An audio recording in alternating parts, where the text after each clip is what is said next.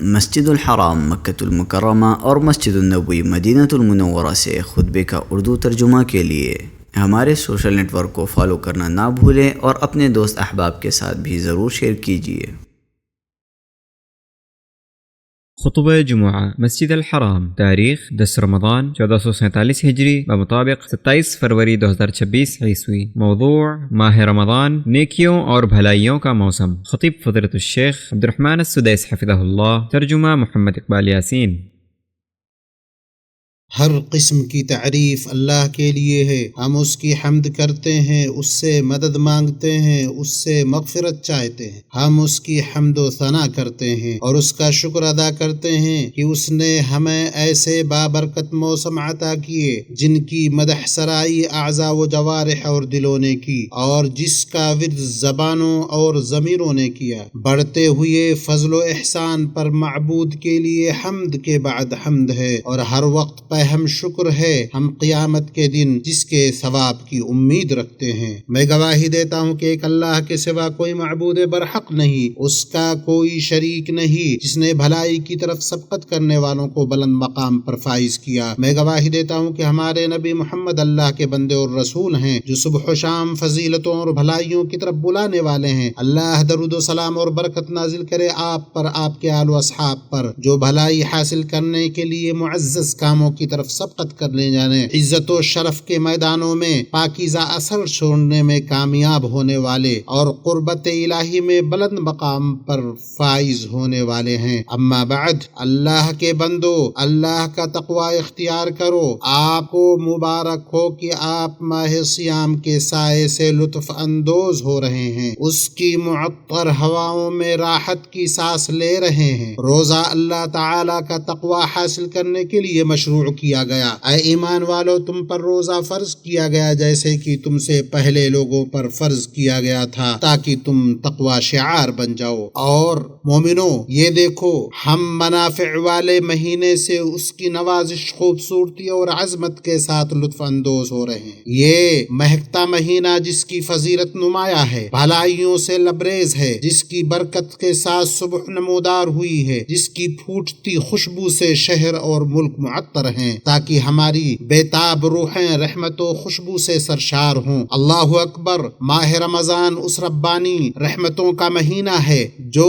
مسلمانوں کی زندگی کو اللہ کے ذکر اور قربت کے کاموں سے بھر دے۔ اس مہینے میں زبانوں پر معطر تلاوتیں جاری رہتی ہیں، دل روزے کی ہدایت اور قیام کی روشنی سے شادہ ہوتے ہیں۔ رمضان آیا تاکہ دلوں میں خیر کے جذبات کو جگائے، برائی کے سوتوں اور گناہوں کے چشموں کو معطل کرے۔ رمضان آیا تاکہ وجدان میں نیکی کے احساسات کو بڑھائے، احسان کے معانی کو دوگنا کرے اور خوشیاں پھیلائے۔ یوں سرکردہ اور زندگی کے بوجھ سے پزمردہ نفسوں کو شفا حاصل ہوگی، اور مادیت کے پریشان کو بیڑیوں سے راحت۔ کان سننے والے ہیں، آنکھیں اشک بار ہیں، روحیں ڈری اور سہمی ہیں، اور دل آہ وزاری کرنے والا ہے، اور یہ قبولیت کی باد بہار چل پڑی ہے۔ یہ بھلائی کا سیلاب امٹ پڑا ہے، یہ شیطان بیڑیوں میں جکڑا جا چکا ہے اور تباہ ہو چکا ہے۔ روزہ آیا تو تمام خیر لے کر کے آیا، یعنی قرآن کی ترتیل و تلاوت، تحمید و تسبیح،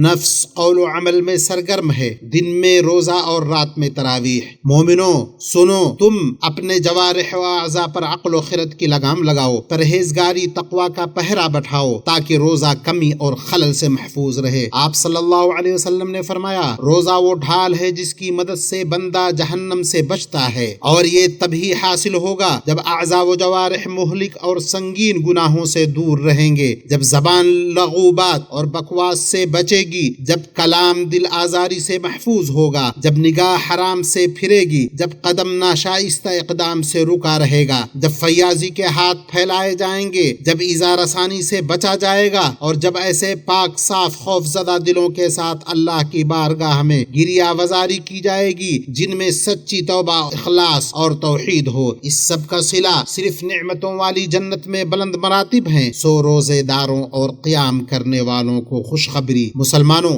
ہماری تابناک شریعت کا وطیرہ ہے کہ وہ مسلمانوں کا تزکیہ کرتی ہے، اسے بلند و بالا اخلاق اور خصلتوں کے ذریعے بلند ترین مقام و مرتبہ تک پہنچاتی ہے تاکہ اسے سربراہی اور ترقی حاصل ہو اور باعث تعظیم و حیرت عظیم امیدیں بر آئیں، بئی طور کی بھلائیوں کو کرنے کی ترغیب دی جائے، فضیلت والی خوبیوں کے حصول میں جلدی کی جائے۔ اس مبارک مہینے سے افضل اور عظیم کون سا مہینہ ہے جو دل میں جذبہ پیدا کرنے اور پائیدار اثر ڈالنے کا سرچشمہ بن سکے، جس میں روزے کے عظیم مقاصد حاصل کیے جائیں، جیسے نفسوں کو سنوارنا، بلند کرنا، انہیں آلائشوں سے روکنا اور پاک کرنا، خاندان، معاشرے اور وطن میں مسلمان کے مثبت کردار کو تقویت دینا، بئی طور کی روزے کے ایمانی مطالب کو اس کے پائیدار ایمانی و عملی نظام میں بدلا جائے جو اصولوں اور اقدار کو راسخ کرنے میں مددگار ہو، لوگوں کو وقت سے فائدہ اٹھانے،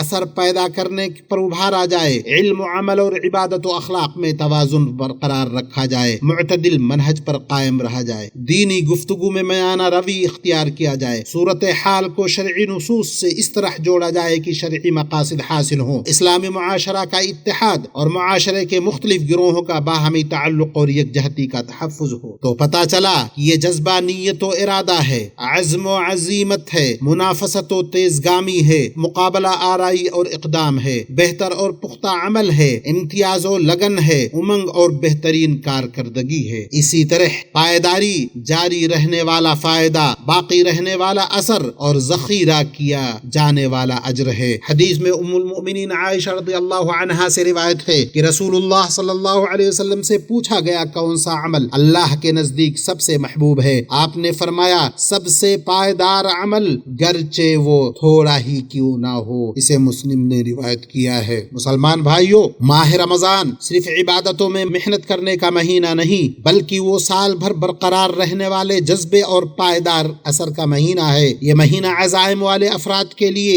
اور ہم آہنگ نسلوں کی آماج گاہ مسلمان خاندان کے لیے بھی ایک جامع پروگرام اور خاکہ ہے۔ یہ بڑوں کے لیے اس طرح پروگرام ہے کہ وہ نئی نسلوں کی تربیت و پرورش میں اپنی کارکردگی کو فعال بنائیں، اقدار اور رشتوں کو راسخ کریں، قدوہ حسنہ پر پروان چڑھائیں۔ بچوں اور چھوٹے افراد کے لیے پروگرام اس طرح کہ وہ پرکشش تربیتی اسالیب کے ذریعے اپنے ننھے شعور میں روزے کے معانی کو راسخ کریں، عبادت کو ایک پائیدار مثبت عمل میں بدلیں۔ جوانوں کے لیے پروگرام اس طرح کہ رمضان کے رضاکارانہ پروگراموں میں وہ اپنی طاقتوں کو مؤثر شراکت کی طرف پھیریں، اپنی ذات کے تئیں خود احتسابی و نگرانی کو فعال بنائیں تاکہ وہ سماجی و ذمہ داری اور جواب دہی کو محسوس کر سکے۔ نیز یہ رمضان مسلمان عورت کے لیے اس اعتبار سے پروگرام ہے کہ وہ خاندان کا ستون اور گھر میں استحکام پیدا کرنے والی ہے۔ اسی طرح یہ ماہ رمضان خاص عبادت زندگی کے ایک جامع طرز عمل اور ہم آہنگ تربیتی منہج میں بدل جاتی ہے، کیونکہ یہ مہینہ زندگی کے تمام شعبوں میں جدت کاری اور بہتری کے لیے تبدیلی لانے کا موسم ہے۔ یہ کوئی غیر واضح روایات نہیں ہے بلکہ الہام کردہ عبادات اور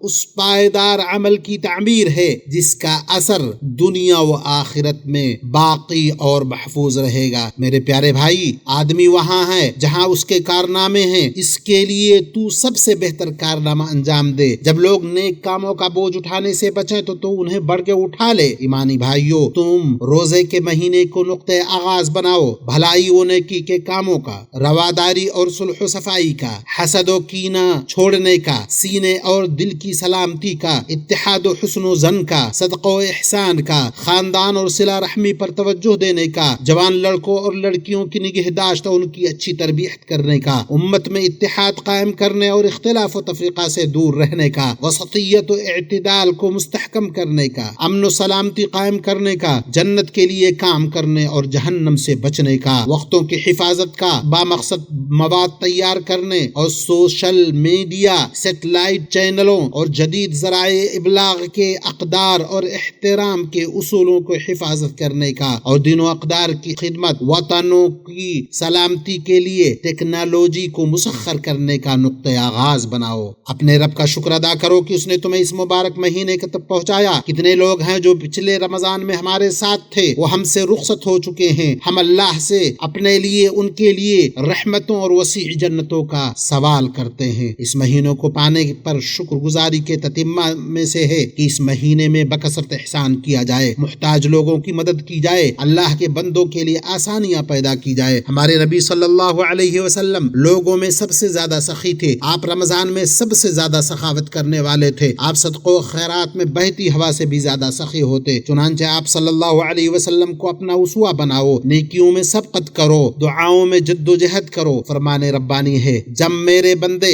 میرے بارے میں آپ سے سوال کریں تو میں بہت قریب ہوں، دعا کرنے والے کی دعا سنتا ہوں جب وہ مجھے پکارے۔ اور ہم صدقہ و خیرات اور سماجی تعاون کرنے کے مہینہ میں ہیں۔ لوگ فنا ہو جائیں گے لیکن ان کے کارنامے فنا نہیں ہوں گے، تو اپنے لیے وہ چیز اختیار کرو جس کے آثار کی تعریف کی جائے۔ اللہ ہمیں اور آپ کو اجر و ثواب سے محروم نہ کرے، بے شک وہ فیاض اور خوب نوازنے والا ہے۔ اللہ کا فرمان ہے، اللہ تعالیٰ کا ارادہ تمہارے ساتھ آسانی کا ہے، سختی کا نہیں۔ وہ چاہتا ہے کہ تم گنتی کی تعداد پوری کر لو۔ اللہ تعالیٰ کی دی ہوئی ہدایت پر اس کی بڑائیاں بیان کرو، اس کی شکر گزاری کرو۔ اللہ مجھے اور آپ کو کتاب و سنت میں برکت دے، مجھے اور آپ کو سید الثقلین کے طریقے سے فائدہ پہنچائے۔ میں اپنی بات کہہ رہا ہوں، اللہ سے اپنے لیے، آپ کے لیے اور تمام مسلمانوں کے لیے ہر گناہ کی مغفرت طلب کرتا ہوں۔ آپ اس سے مغفرت طلب کریں، اس کی بارگاہ میں توبہ کریں، بے شک وہ بڑا بردبار اور بخشنے والا ہے۔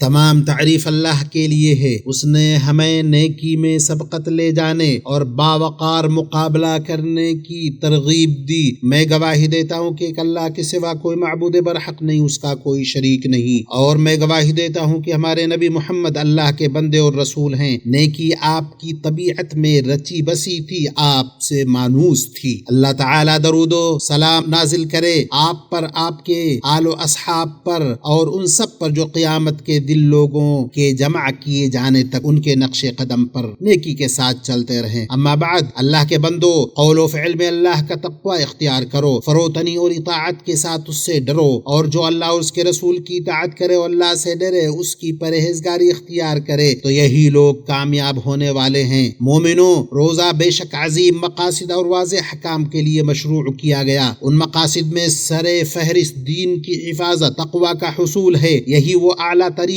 غایت اور بلند ترین ہدف ہے جس کے لیے روزہ فرض کیا گیا ہے۔ امام بغوی رحمہ اللہ نے فرمایا، لعلکم تتقون، آپ سب متقی بن جائیں، یعنی روزے کے ذریعے۔ روزہ تقوی تک لے جاتا ہے، کیونکہ روزہ نفس کو قابو میں رکھنے اور خواہشات کو توڑنے کا ذریعہ ہے۔ اسی طرح عبادات کی پابندی، قرآن کی تلاوت، ذکر و دعا، اعتکاف میں بھی یہی مقصد حاصل ہوتا ہے۔ اسی طرح جان کی حفاظت، اسے میلانات اور خواہشات سے روکنے، عبادات اور تقرب کے کاموں پر لگانے میں بھی یہ مقصد آیا ہے۔ عقل کی حفاظت میں شیطان کے راستوں کو تنگ کر کے اس کی قوت کو توڑ کر وسوسوں اور وہموں کو دور کر کے اسے لگام لگانے میں بھی یہ مقاصد ہیں۔ غیبت و چغلی، بہتان تراشی سے پرہیز کر کے آبرو کی حفاظت میں بھی یہ آیا ہے۔ امام بخاری نے اپنے صحیح میں ابو ہریرہ رضی اللہ عنہ سے روایت ہے کہ انہوں نے کہا، رسول اللہ صلی اللہ علیہ وسلم نے فرمایا، جو شخص جھوٹ بولنے اور اس پر عمل کرنے سے باز نہ آئے، اللہ کو اس کی کوئی ضرورت نہیں کہ وہ اپنا کھانا پینا چھوڑے۔ اور مال کی حفاظت میں بھی یہ مقصد ظاہر ہے کہ اسے خرچ کیا جائے، فضول خرچی اور اسراف سے پرہیز کیا جائے، فقراء مساکین اور مصیبت زدہ کے ساتھ احسان کیا جائے، رفاہی اور خیراتی اداروں خصوصاً اوقاف اور وصیتوں کو قابل اعتماد منظم ادارہ جاتی اور پائیدار طریقہ کار کے ذریعے مستحکم کیا جائے۔ روزہ ہمدردی اور بھلائی کا نام ہے، قرآن و سنت دونوں میں اس کا حکم ہے۔ اور روزہ کتنا خوب ہے جس میں تم احسان کرو، اور روزے میں نفس کا بعض چیزوں سے محروم رہنا حقیقت میں کوئی محرومی نہیں۔ بس امت مسلمہ کو ضرورت ہے، کتنی زیادہ ضرورت ہے کہ ماہ رمضان اور روزے کے مقاصد سے فائدہ اٹھائے، انہیں سال کے باقی دنوں کے لیے ترغیب کا ذریعہ بنائے، تاکہ سال کے باقی دنوں میں پائیدار نتیجہ حاصل ہو، خصوصاً جب اس کا 1/3 حصہ گزر چکا ہے۔ لہٰذا جتنا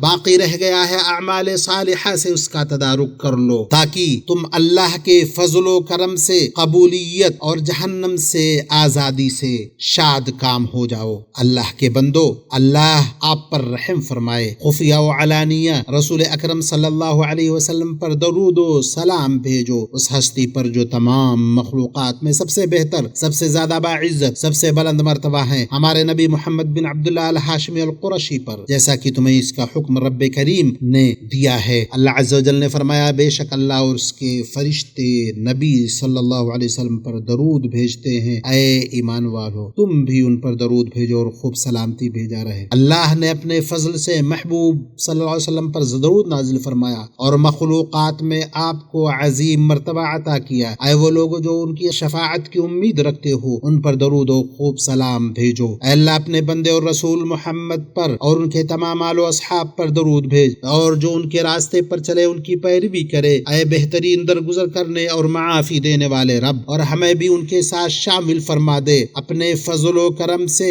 اے اکرم الاکرمین۔ اے اللہ اسلام اور مسلمانوں کو غلبہ عطا فرما۔ اے اللہ دین کے قلعہ کی حفاظت فرما، اس ملک کو امن و اطمینان، فراخی اور خوشحالی عطا فرما، مسلمانوں کے دیگر ممالک کو بھی۔ اے اللہ ہمیں ہمارے وطنوں میں امن دے، ہمارے اماموں اور حکمرانوں کو توفیق دے، ہمارے امام اور ولی امر کو حق و درست رہنمائی کے ساتھ مدد عطا فرما۔ اے اللہ ہمارے امام خادم الحرمین شریفین اور ان کے ولی عہد کو ہر اس چیز کی توفیق عطا فرما جس میں اسلام کا غلبہ ہو، مسلمانوں کی بھلائی اور بندوں اور ملک کے لیے خیر اور ہدایت ہو۔ اے رب تمام مسلمان حکمرانوں کو توفیق عطا فرما۔ اے ہمارے رب ہمارے سیکورٹی اہلکاروں اور سرحدوں پر متعین محافظوں کو بھی توفیق عطا فرما دے۔ اے اللہ فلسطین کے مظلوم مسلمانوں کی مدد فرما، مسجد اقصی کو سرکشوں کی سرکشی سے محفوظ رکھے۔ اے اللہ مسجد اقصی کو تو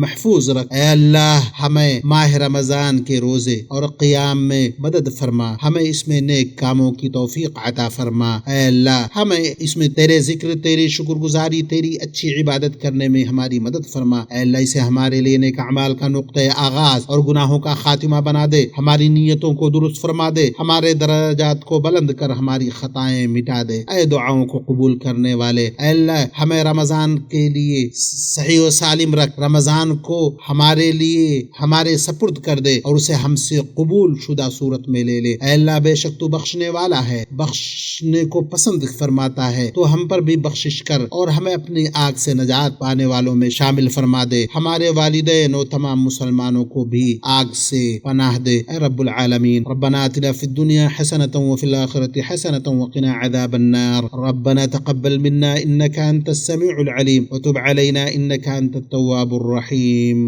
سبحان ربك رب العزة عما يصفون وسلام على المرسلين والحمد لله رب العالمين۔